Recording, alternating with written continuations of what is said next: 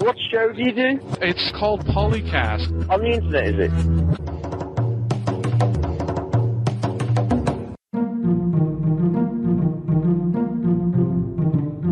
Hi, my name is Barry Caudell, senior producer on Civilization 4 and executive producer at Firaxis Games. And like me, you're listening to PolyCast, the official podcast of Apolyton Civilization Site.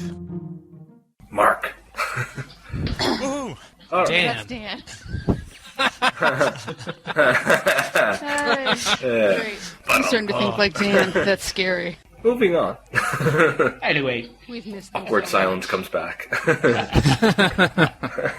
I'm Daniel Quick, known as DanQ on the forums. For those of you who missed episode 12, I have the power of shiny things. Ding! Shiny, shiny. Shiny! As many people know, if you listened to episode 12, I did a Captain Planet and the Planeteer spoof of introducing everybody. From the Netherlands with the power of prawn, Locutus. Hi. You knew that was coming. I could think of something more flattering, but alright.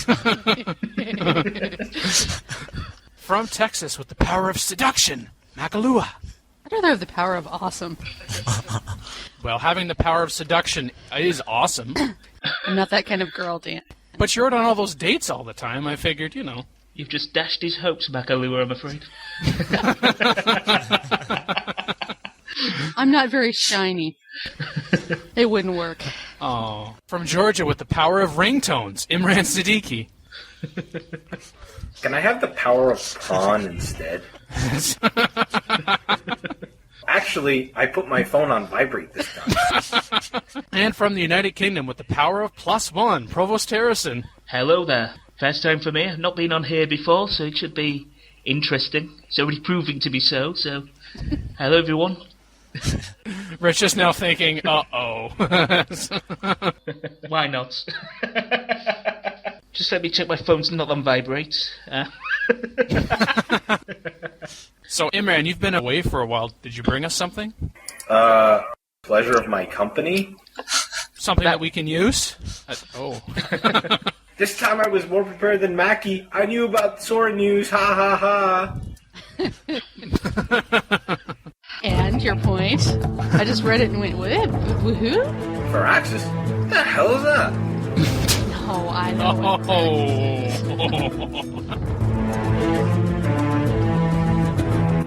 In the news, we talk about Soren Johnson leaving Firaxis Games for Electronic Arts to work on Spore, and the securities dealer announces they expect layoffs at the underperforming Take-Two Interactive Studios.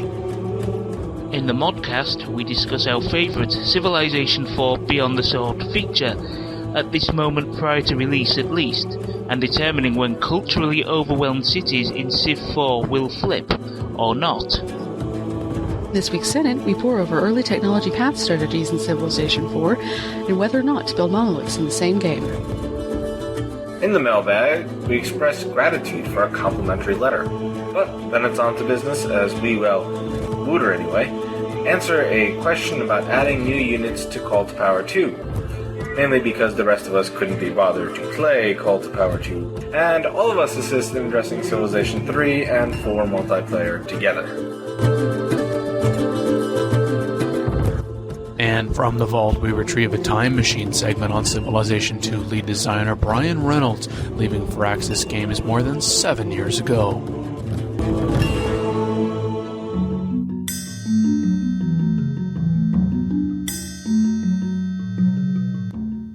Soren Johnson is leaving Firaxis and joining Electronic Arts. No, he's been lost to the evil empire. Yeah, what is it with designers leaving Firaxis? First we had Brian Reynolds and now Soren. Well, it's a shame. Unfortunately, he's gone on to EA. Sorry, Soren. Well, we all know why Soren joined Firaxis, and that's because he saw a post on Apolyton that they were looking for programmers. Yep. Think of so many other great companies he could have gone to. Why EA? Soren grew up on the West Coast, and I know he was looking forward to being back on the West Coast, but he did work for Electronic Arts once before, admittedly as an intern, a programming intern on the PlayStation versions of Knockout Kings 2000 and 2001.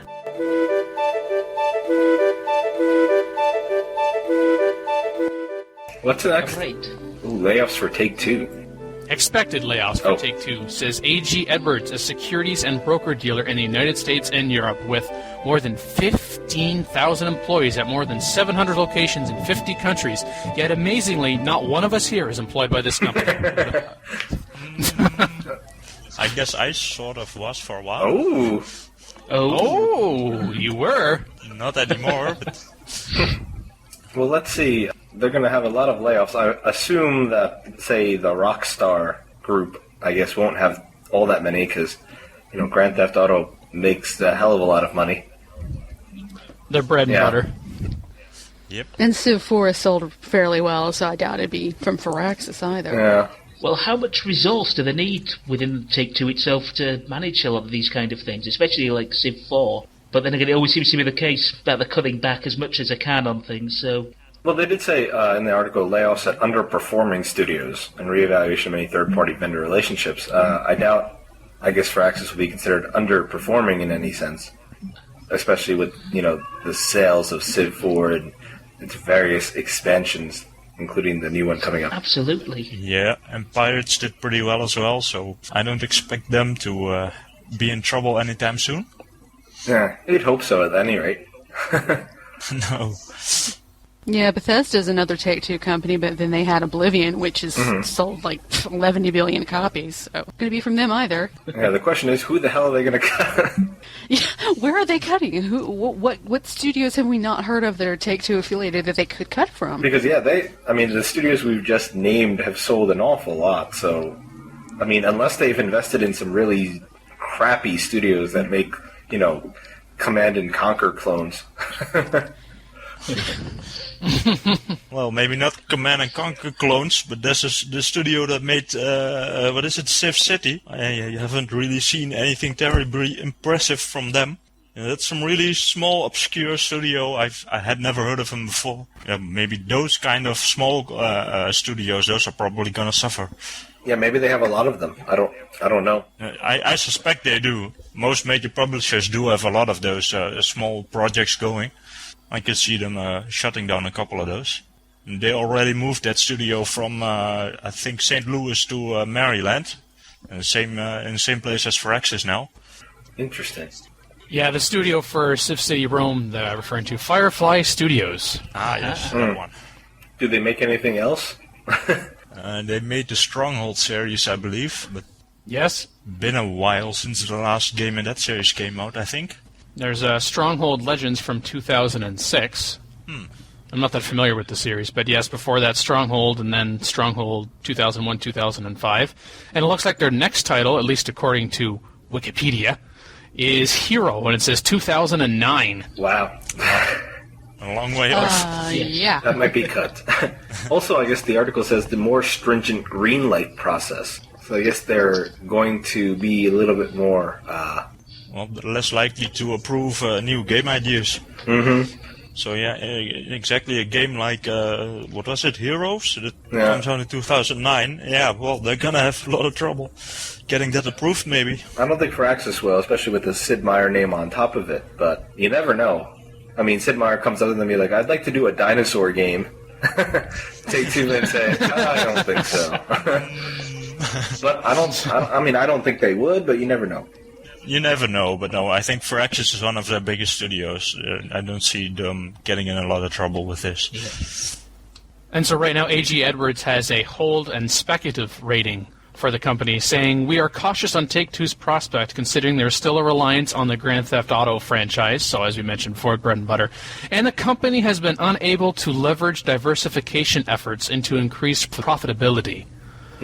Well, that could be partially because of the legal trouble they've had. Yeah. Why don't we actually look at revenue from these sources and not just profit? I mean, yes, profit's important, the bottom line, when you take into account what's coming in and what's going out. But once those are out of the way, perhaps they'll have a little clearer picture. Yeah.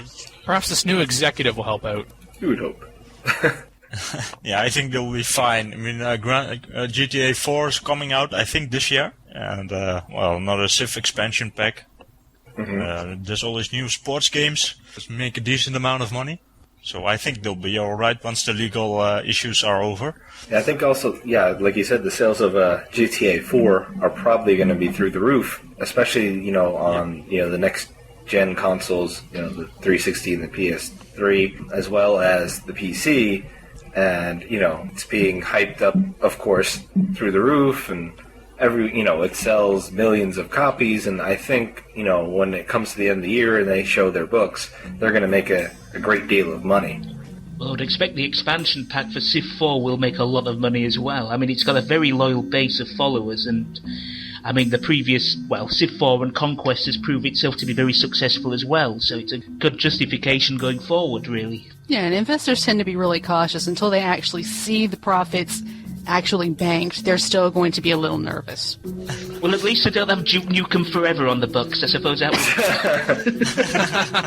would that would be an axe very quickly. Maybe Take-Two, to help improve their position, maybe Take-Two should cut a song like Infogrames did and have a nice corporate theme. Or not. Got news? Email news@apolyton.net or send a private message to DanQ, Illuminatus, Snoopy369, or Grand Patrol via Apolyton's forums at apolyton.net/forums.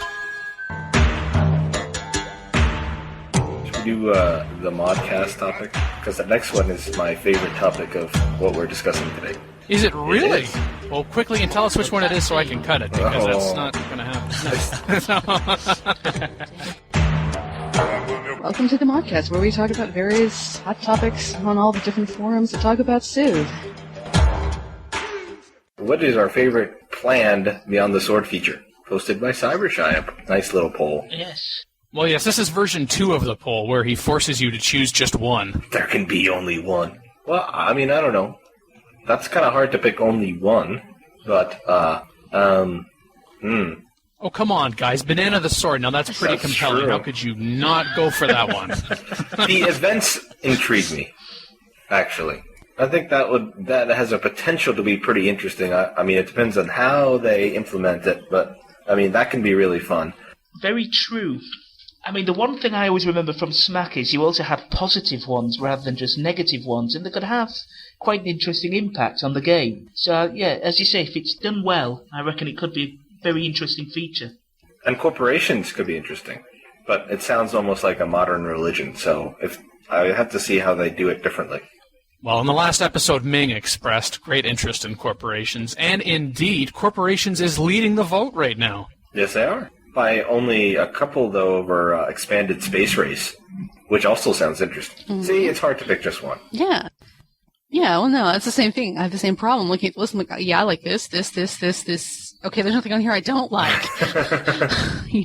Well, I think as we pointed out before on another Polycast is the first expansion usually for a Civ game tends to be a little bit, few couple features, not all that much compared to the second one. Relatively. Second expansion is usually where you get all of the, really fun, interesting, somewhat game-changing type of features. And so I think they really went all out on Beyond the Sword and added just a bunch of just incredibly interesting things. I'm sure I speak for many in saying I'm very excited about the addition of the Babylonians at last. It seems like it's been a long time since anybody's seen them, so I think it's one of those inevitabilities. So new civilizations are quite exciting. So we know of a few of them, but we wonder who's going to be the other one. The Babylonians finally changed their agent. Greasing the palm. Apparently also the Native Americans changed their agents. That's true. Is it the Native Americans, or is it a specific Native American? It looked like Sitting Bull to me. Yeah, some Native American leader, that's all we know. Yeah, so they were thinking it might be the Sioux. Yeah, I assume that they wouldn't just call it Native Americans, or else I would have to hurt somebody. But well, if they were different, they could use more than one. They could have Sitting Bull from the Sioux and have... Well, just a Civ called Native Americans. Call them just the Sioux if you're going to do that. It'd be like, having a Civ and being like, these are the Africans. Like, what? I see the statue of Zeus is back, although I don't know if it's going to be the same as it was before. So, yes. Zeus was in Civ before? Or Civ 3, you mean? Yeah, you got, okay. once you built it, you got ancient cavalry every 5 turns until some technology, which I forget what it was. Oh, Wow. I don't think they're going to keep that. No, I know. It It'll be seems awfully different. powerful. Will be interesting to see what some of them do. Yeah. Yeah, it'll be interesting to see if anybody votes for New Wonders in this poll, because when I last checked, earlier this morning anyway, it was dead last where it had nobody tied voting with for new it. leaders at 0. Well, it's because I think the new wonders and the new leaders are something we already expect to be in an Yep. expansion. So everybody's voting That's for true. the other things that we might not have expected, like corporations. Yeah. Currently, I'm in a small minority looking forward to the Apostolic Palace. I was one of 2 voters. Hey, I'm following through. In an earlier PolyCast episode, I and many others were saying we need to improve the United Nations, so I'm just following through with what I was saying. Look. See? Consistent. I walk the talk, people. Well, I think, like we were saying, there's a lot of fun things in here, and, it's hard to pick a favorite. I mean, it just is. Especially when we haven't played it yet. That's true. Some of the stuff may sound great on paper, and then we play it and we go, I don't know. Yep. And those of us who have played it can't talk about it. quit rubbing it in, man. Though I agree with Rich that I hope that the events also are positive, or at least they think about adding positive events as well. Because, just having negative ones is kind of a bummer. It'd be nice if it'd be like, well, a random event is that, well, you develop a new great person or a great scientist appears out of one of your universities or something like that, or something like that. I think that'd be fun for adding events. Why just have negative one? Yeah, that's important. I think it's fair to say at this point this poll is based on what we know about the upcoming features, which one is likely to be your favorite. It'd be interesting to have this poll conducted again and see if the opinions had changed in it. Version 3. of the poll. Yes. Version 3. Well, it'd be nice to see what comes in the expanded game as well. We can only speculate what could be in there. I suppose expanded space race as well, so... Apparently, going back to what we're talking about the sea, whatever, on Wikipedia at any rate, which of course is not, whatever, but they say 10 new civilizations have been announced, only 4 have been confirmed, and they confirmed the Sioux as one of them, along with Babylon, Portugal, and the Netherlands. So I don't know who confirmed it or where it's been confirmed, but Wikipedia claims that the Sioux have been confirmed, with Sitting Bull as leader. It's probably derived from that picture, I suspect, and it's become a bit of a Chinese whisper. So Yeah. it looks very likely it's going to be the Sioux, but it's not confirmed, is it? So Yeah. One of the suggestions for PolyCast from Impaler WRG was that we look more at Civilization Fanatic Center, or CFC, which we have been doing. And so in the spirit of that, I went over to CFC's forum to see if I could find a similar poll, mostly because I thought, if there's a similar poll, I wonder if they're voting more or less on the same lines. However, the only comparable poll I could find was a poll simply asking, will you buy the expansion, to which an overwhelming, at the time I checked it, 110 of 117 voters have said yes. You know what that means? Once again, Poly beats CFC. That's twice in the same PolyCast.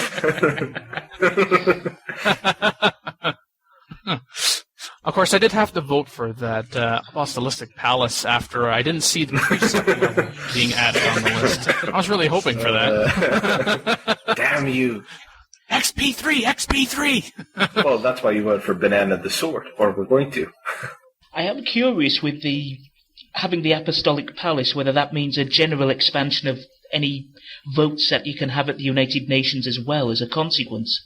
You usually tend to run out of things you can actually vote for quite quickly, but with it going back further, I wonder if there are more things you can do as well. I hope so. The Planetary Council in SMAC was a hell of a lot better than the UN, and I hope that they learned some lessons from that. Exactly. It's one of the good things about Civ 4 is that it's actually taken a lot of the better things of SMAC as well and implemented those, and the United Nations was one of those, and it'd be great if it could be expanded. It would also be nice to see espionage expanded, because as has been said before on PolyCast and on the forums, the spies in Civ 4, let's use a nice term, they're not so Really good. walk around and look at things. I mean, there were spies in ancient times. They all weren't Jane Bond toting a gun. But they did exist. That's true. We used to have the diplomats in Civ 2 to do that. Ah, yes, those crafty diplomats. Oh, yes. I have a beef with the wiki article because they don't include the palace in the new features. The Apostolic Palace? They don't include many things. Oh, here we go. Well, why don't you just go in and edit that in for I would us? if I knew more about it. Don't worry, Mac, you didn't kill the topic. I was just thinking about Jane Bond. I should have known. It was the shiny gun, right? Yeah, we're just... Dan is going to go with that. I was trying to... Sure. So, the one thing to discuss, I guess, is that one of the new leaders we know is probably going to be Abraham Lincoln. Now, America has 3 leaders, and I guess the question is, should there be 3 leaders? Well, England does. Well, true, but I mean... And Russia as well. Yep, you're just catching up with England and Russia, I'm afraid. Well... But the question is... Oh, they just all need the help they can get, that's all. Apparently. You now get Margaret Thatcher. Oh, I'll be playing her all the time. I mean, I understand that, England has and whatnot, but I mean, there's some that have won. Shouldn't we focus maybe on expanding their leadership? Oh, completely. I mean, just a thought. Yeah, I like to see that as well, but America is a big market. Yeah, but there's many of the other civs that just the 2 leaders is just the beginning. There's so many other leaders these civs have that they could be using. Well, yeah, I mean, Arabia can have another one, and I mean, I'm sure they can find one. Spain certainly would have a few leaders it could select from. Yeah, and I'm sure that Japan could find someone. Yeah. Somewhere. I mean, perhaps Mali would be, not all that many or whatnot. I mean, but... Oh, yes, Mali, there's 2 as well. There's 2 famous Malian leaders. Mansour Mas, who is already in the game, and Sundiata Keita is the other. So Yeah, him. But no, I understand why they wouldn't, but... Well, same with the Inca. No, you can easily come up with 2 leaders for every civ. I mean, I could give you a list right here, right now, if you wanted to. Well, the Incas could also have Atahualpa. Yeah. I mean, actually, if you look at Inca history, I mean, Huayna Capac isn't exactly a very good leader to put for the Incas. I mean, he really is a crappy one, I mean, to put there. Compared to some of the other ones, there's Pachacuti, who was the one that actually conquered all the land, and then there's, Tupac Yupanqui, who's the one that administered it all. Huayna Capac is not exactly all that great of a leader, and when you think about Inca history, I mean, he may be the 3rd best choice. There's plenty to pick from in that sense. The way it started is some of these could have another one instead of banding the ones which have 3. I guess I agree that America is a big market, but I would like to see some of the other ones have another leader. And maybe they will. Maybe some of them are to expand that. I mean, how does Spain only have 1? Now, hang on. You said that he was the 3rd best choice. Where they currently have the Incas the 3rd best choice, but he's not that very good. I mean, they've only had 2 good leaders. That's not good. Maybe that's not why they're not around. What are you getting at here? Well, I mean, if you pick, if you have one leader, and there's 2 better choices, I mean, it's kind of silly, I think, at any rate, to include whoever it is. Instead of the better choices. Yeah, sometimes if you know the history of the leaders, you wonder why they picked them. Like, Montezuma actually, come on, he basically gave up to the Spanish. Yeah. Why Montezuma? I think the thing is... He's the loser. No, exactly. It's like, that was the one that lost. I mean, if anything, maybe they could go with Moctezuma the First or something, or someone who didn't actually end up losing the entire empire. I mean, that'd be like naming the president or the prime minister of France during right before World War II as the French leader. Yeah, well, they're going with names we all know. I mean, Mao isn't really the best leader for China either. You could think of a few better ones. A lot. And just greetings from the great Prime Minister of the English, John Major, or something like that. So he just visits. Hello, I'm John Major. And of course, Persia could also add another leader. Yeah, there's a couple of good ones there. Yes. So that's all I was saying. Well, the Greeks as well. There are going to be 6 new leaders. The 6 new leaders are Abraham Lincoln, Ronald Reagan, Thomas Jefferson. As long as any new American leader's last name is not Bush. Run out now. Yeah. That'd be great, though. George W. Bush, the new leader. No. Not so much. Oh, the humor would just be fun. You could have him if they had the new trait ineptitude and illiteracy, I suppose. It was suggested last episode, anti-charismatic. Anti-charismatic.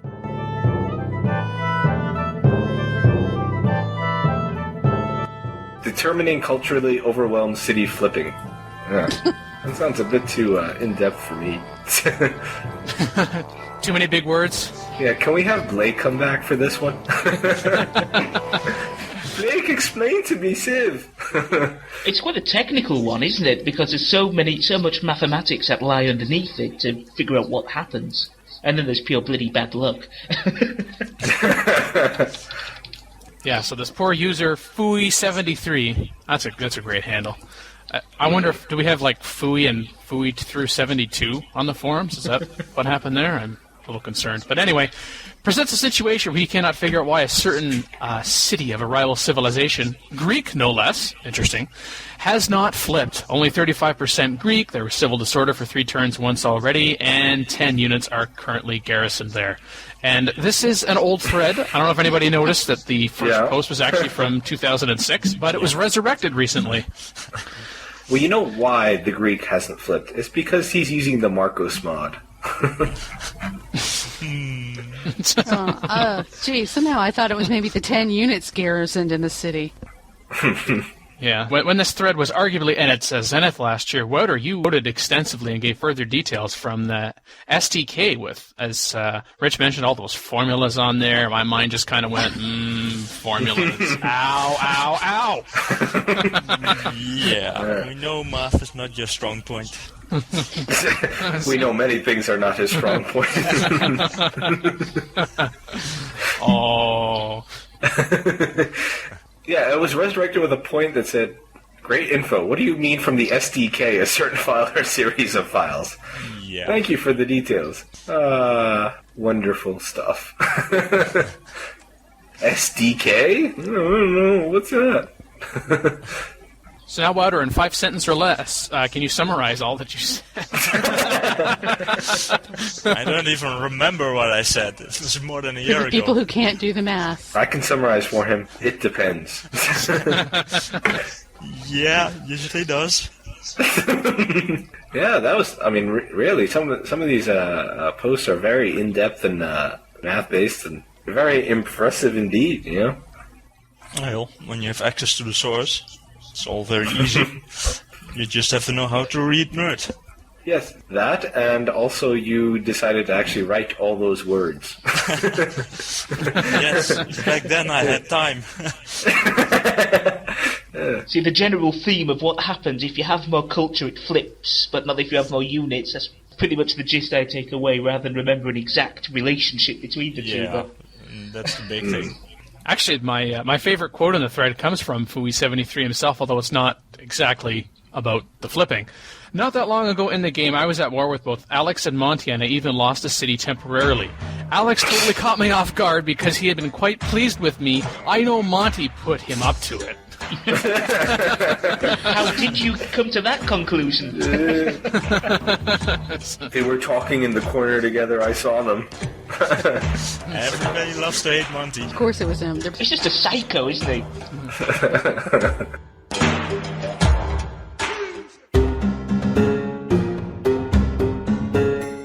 Shall we move to the Senate?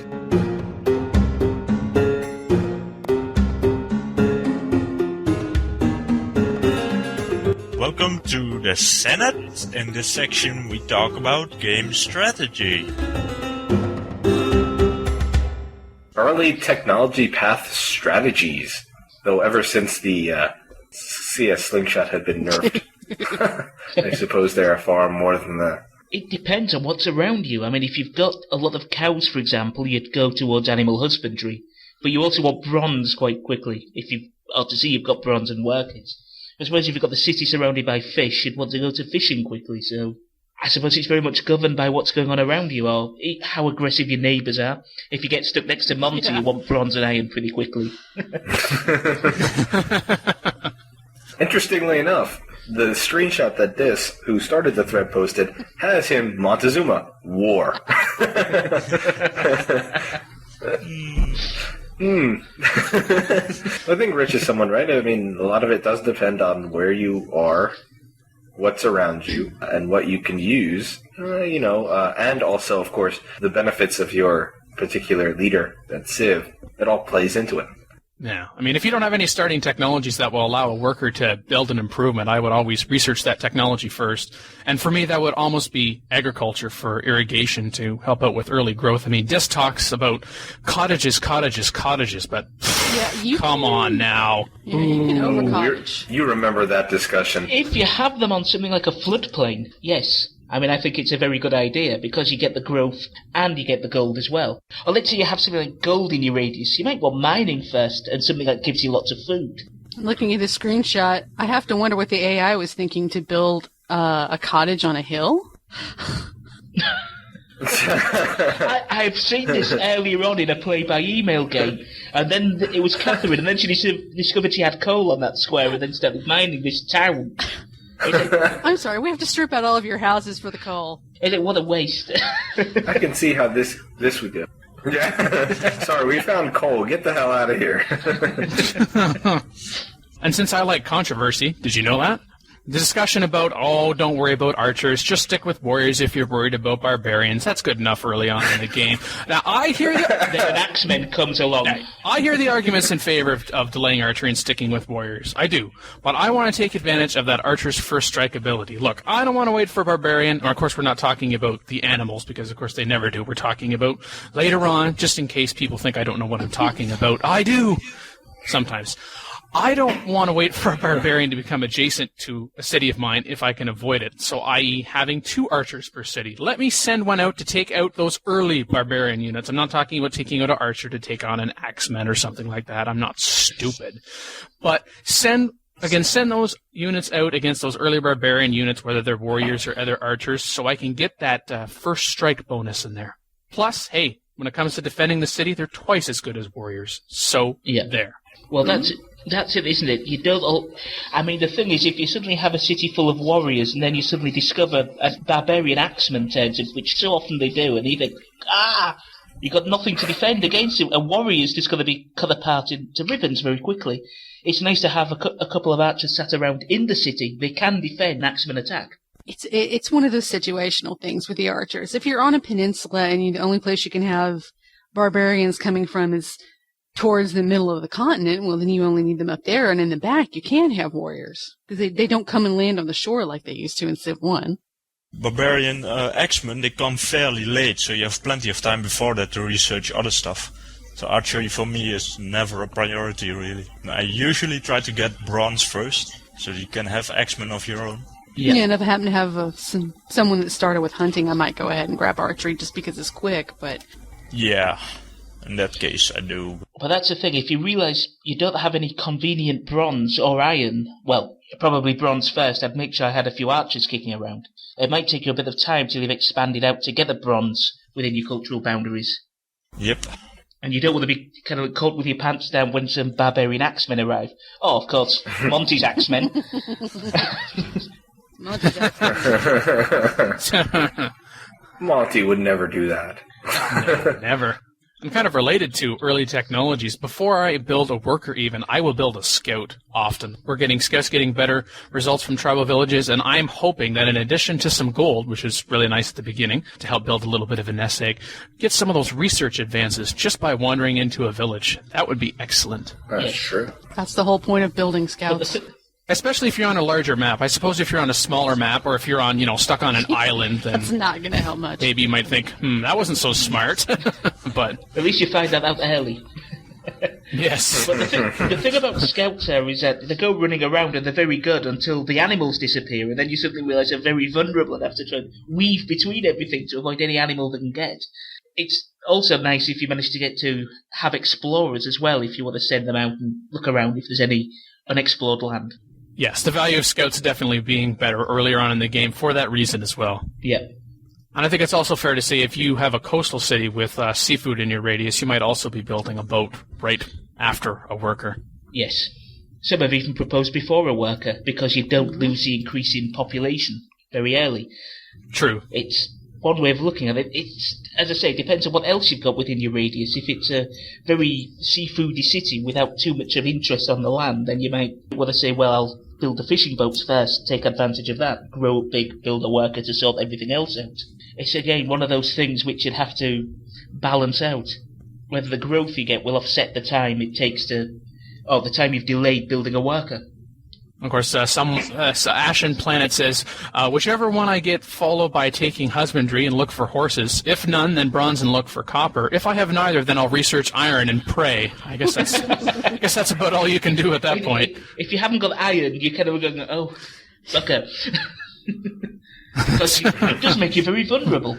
You have to look towards your best bet's got to be longbowmen. And that's quite far off when it's that early. Exactly. I mean, if I can get horses immediately or nearby, for a second city grab, I'd go for horseback riding as next for horse archers. Chariots really aren't that useful for much of anything. I have used the war chariot of the Egyptians, which are quite handy if you've got a few barbarian axemen hanging around, and you can kind of just quickly pick them off and not have too much bother with barbarians and concentrate on other things. Yes, that's a good point. I hardly ever play as Egypt, though. You don't know what you're missing. I am a big fan of Ramesses. I do like playing him, so now and again. See, I like playing the Canada mod, but that's for another. Canada. If you research horseback riding, you might say, why would you go to horseback riding even before looking for bronze and then copper and then on iron? I would go to horseback riding first. I mean, the horse archers, when you can get to those, I think their speed is invaluable early on in the game, just to knock off some of those barbarians. And I don't know about you guys, but when I build like a second and third city, I'd rather have either my first or second city building the units for those while I say get some city improvements like barracks and whatnot on there. But horseback riding is just as a path to writing, which gets you library and open border agreements, and then you are that close to alphabet and technology trading. You're going to get your best deals for technology early on in the game. You're going to get reasonable, if not excellent deals, depending upon who you're talking to. I'm not talking to you, Monty. Get lost. Okay. You try getting the technology out of the Japanese. They can be friendly. You can have plus 16, but no, we're not trading you that die for a clam, God's sake! But I must admit, I've never really used early horseback riding as a strategy. I do use a lot of cavalry later on, or knights, but at that stage of the game, I tend to have these more slow, plodding units. Axemen, swordsmen, as a rule. Yeah, me too. Horsemen are really relatively easy to pick off by the enemy. They might be fair against barbarians, but at that stage you can also have swordsmen and axemen.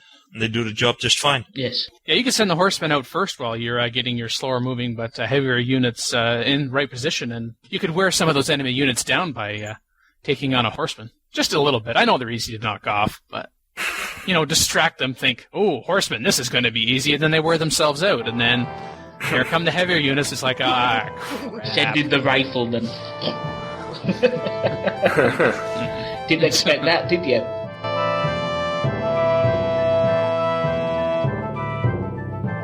Talk about monoliths. Ah, yes.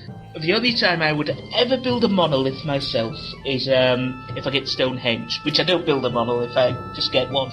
Done it when I've had to place a city somewhere so that it wouldn't starve, but I needed some resource that was in that second, and I didn't have a religion in that city yet. Yeah, that's the main use of them. If you need a quick expansion, border expansion, especially if you don't have the cultural trait. Yeah, I mean, it definitely is a very specialized type of building, and it's not used all that often, just in certain occasions when you really need it. Usually, I guess it's in some games you might not even have to use it at all. I must admit, I've never exclusively built one. If I've ever built Stonehenge, that's the only way I've ever got them. Yeah, if you start with Civ where you know you're not going to get a religion early on, it's usually a good idea to build Stonehenge so you're not sitting there with other cultures spreading around your cities if you're close. It gets us like a mini religion almost that way. Yeah, definitely go for Stonehenge, especially if you have stone. Even if you don't, it's a fairly cheap wonder.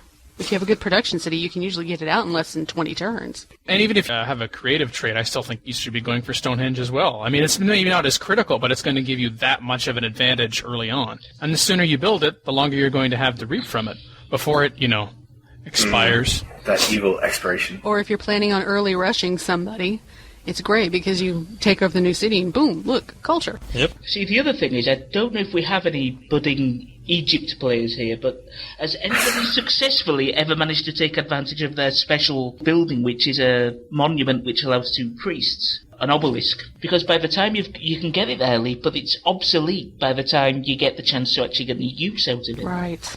Or you can have a temple if you've got a religion. Yeah, I was about to say, how early on does that come and when does it expire? Because being able to add priests to a city early on, that's really not particularly useful.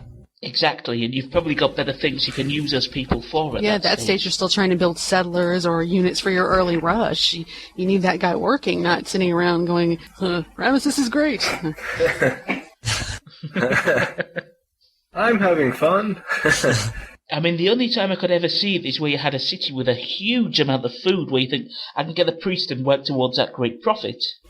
But even so... That's probably the main thing it's useful for. If you want to have a lot of great people, and especially great profits, you can probably get one really fast so early in the game. Yeah, but it's been in the right position to take advantage of that, and I've never come across it where it's been favourable to do that. It would be a nice idea if I had something like 3 pigs around my city or something. I think I've got so much food I can throw one to become a priest. But it never happens like that, as you well know, so... No, I can't say I've ever been in that situation either. Of course, I can't remember the last time I played as Egypt.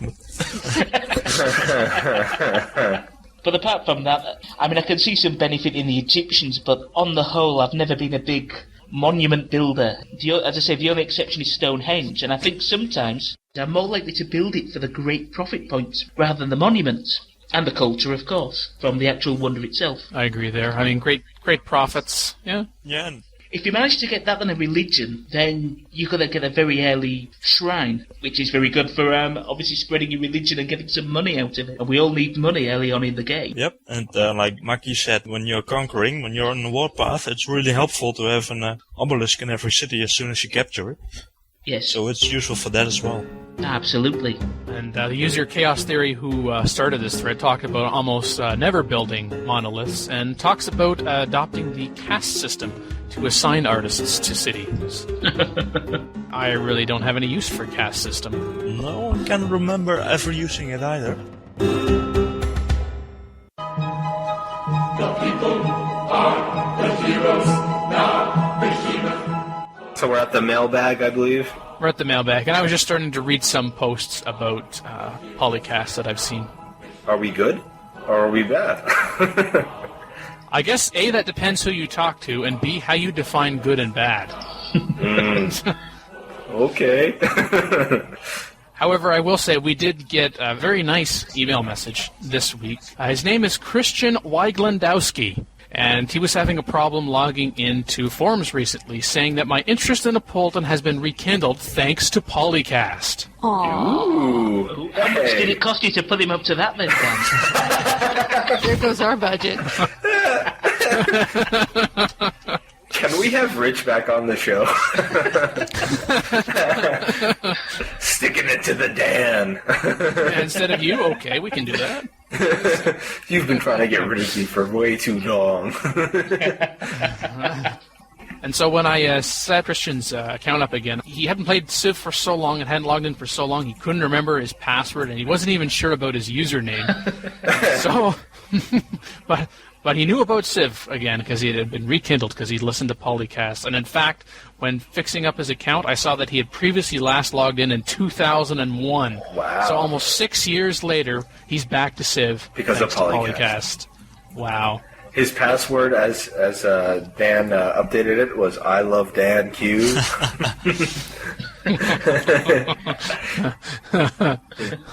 So when I fixed up his account, I said, first off, glad to hear that you're enjoying PolyCast. Comments are always welcome. And this was his response. Quote, well, I only wish that you guys did shows more often, but I guess you need time to actually play Civ Suckers, no.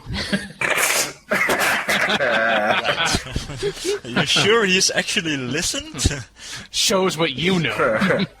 I'm supposed to play Civ for this? Well, that was nice. That made me feel good. We aim to please. James Martin, he was interested in... Call to Power 2. Wouter picked this one. Surprise. I will reserve making comment on Cult of Power 2 and the general series. Thank you very much. I'm sure you can find some of my posts in the off-topic about that. Yeah. What do you want to answer the question? I was trying to figure out how to add a new unit to the game. He was looking how to figure out how to add a unit to the game, but couldn't find it on our website because it was a bit outdated. That is definitely true. We are working on it, but it will take some time. In the meantime, there's another site we can help us with. It's basically sort of an affiliate for us. One of our staff members, called Bureau Baird, has a site called the Call to Power 2 Bureau. That's at ctp2.info, and there's a lot of info there. Pretty much all of it from Apolyton, but it's a lot more organized than our site. And you can find a lot of information there, including a tutorial by yours truly from more than 7 years ago. That does indeed explain how to add a unit to the game. So if anyone's looking for Call to Power modding info, I would recommend our ctp2.info. Very good. Yours truly, huh? Do you still have contact with the Truly family? I'm afraid not. They sadly disappeared off the site a couple of years ago. And there's also a little bit more easier to answer question by Eric. That's it, just Eric. I have a question about backwards compatibility with the Civ games. A friend that has Civ 4, he has Civ 3, and they want to play a multiplayer game over a LAN, and he's asking, will it work? I think we can all answer. May I give the answer to that one? No. There's a reason that the number at the end of the civilization is different. And we wonder why we can't attract new members. Can you edit that in post-production to have, happy, smiley music behind me while I say that? Maybe that'll mitigate. It's not about what you say, it's how you say it, exactly. Right? Oh, in that case, there is a reason why the end of civilization has a different number. Thank you for emailing us. And we hope to hear from you again. Imran, you wouldn't be being sarcastic there, would you? I'm never sarcastic. Never. Never. Never. When is he ever that clever? Not right now, that's for sure. You'd be surprised how often we get this question. It's definitely not the first time I've seen it.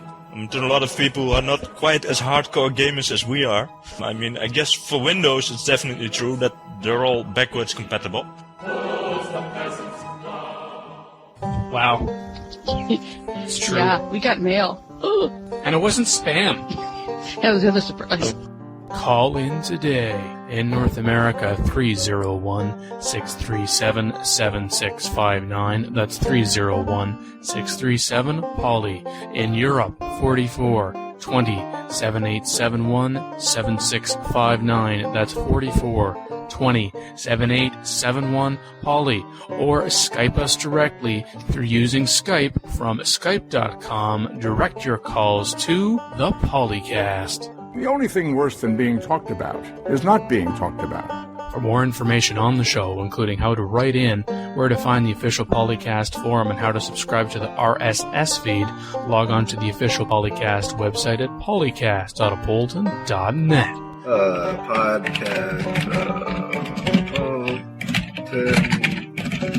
Type more quietly. Yeah, man. Seriously. That is nasty. That's what my freaking keyboard makes, damn it.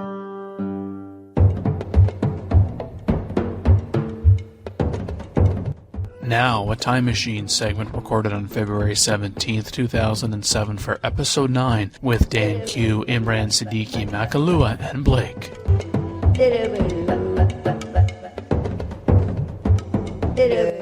Speaking of 1999, Brian Reynolds leaving Firaxis. It said February 8, 2000. No. There's a reason why I say speaking of 1999. The announcement came on February 8th, 2000, but Brian later confirmed that he actually left Firaxis in December of 1999.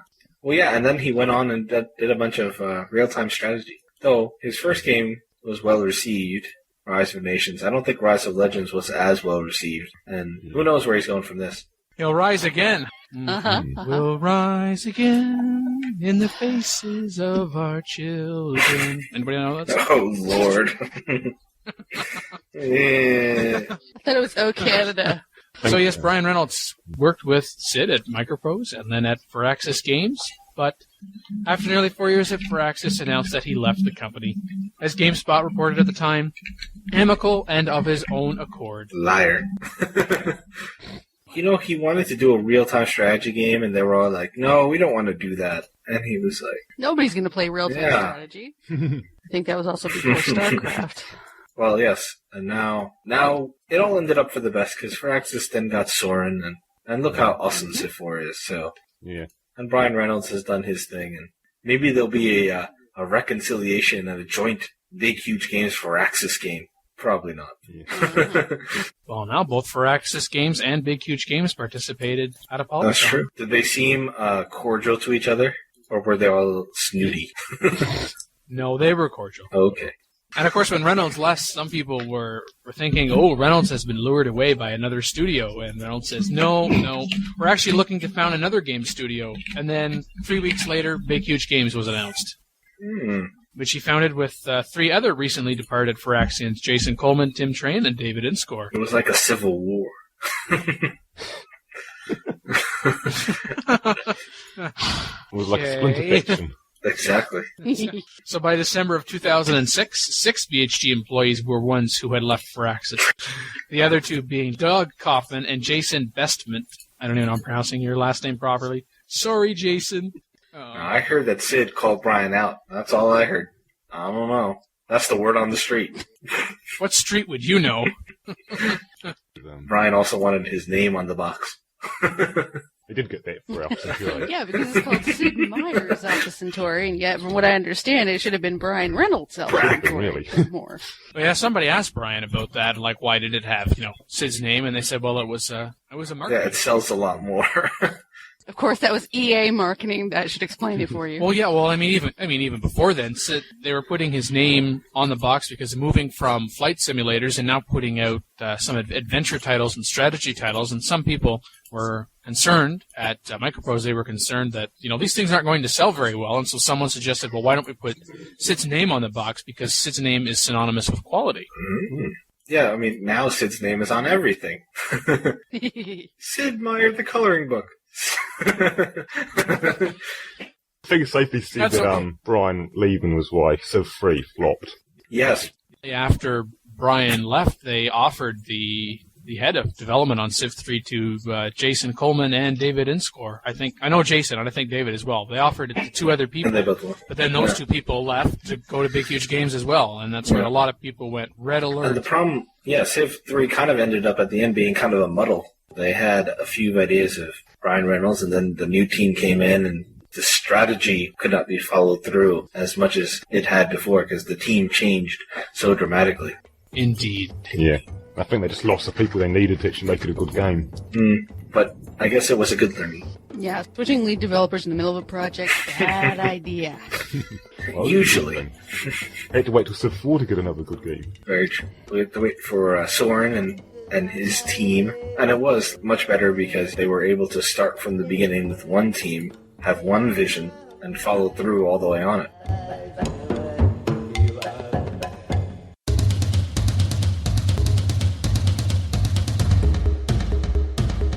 Wow, the show's going down the drain very fast. It's because I'm back. Going down? It's already gone down. in a few months' time. PolyCast Cut, Episode 13, the Lost Episode. The Lost Episode. You have just been listening to PolyCast, the official podcast of Apolyton Civilization Site. I hope you enjoyed it. Chances are you might not have if your name starts with and ends with I am Imran Siddiqui. I have the power of, I don't know, but ringtones. Well, yes, but I was on Vibrate today, so that didn't matter anymore. Anyway, I've been joined by Dan, the owner. Hi. Makahlua. Hello. Provost Harrison. Hello. It's been a pleasure. I'd definitely like to have a do this again if you'll have me. May I just ask Imran whether the phone call was as good for you as it was for the phone? The phone call is always good for me. I'm not going to ask where he's keeping his phone. Never knock the power of the +1, that's what I say. Exactly. Provost Harrison on the forums, as we called Rich, or at least some of us. Yep. And also Wouter, Snijders, who is known as Locutus on the forums. Hello. Goodbye, rather. Yeah, rather.